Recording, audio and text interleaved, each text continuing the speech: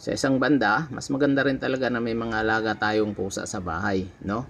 Dahil kung hindi, marahil napasok na ng ahas na ito ang bahay na ito, no?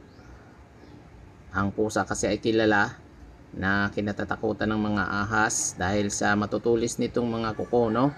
Tingnan nyo naman kung paano nilabanan ng pusa ang makamandag na ahas na ito, no?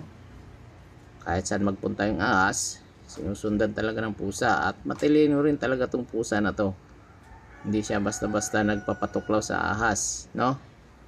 Kaya mas mabuti mag-alaga tayo ng maraming pusa sa bahay bilang proteksyon na rin sa mga makakamandag na ahas na kagaya nito, no?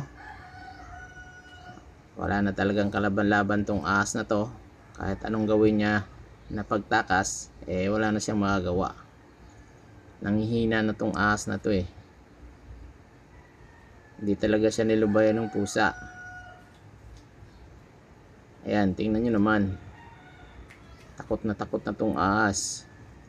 Pero wala na wala na siyang magagawa. Talagang hindi na siya lulubayan ng pusa na to. Kahit anong pilit mo na lumaban, wala ka na talagang magagawa sa pusa. Kung mabilis yung ahas, mas mabilis yung pusa. Ano yun naman?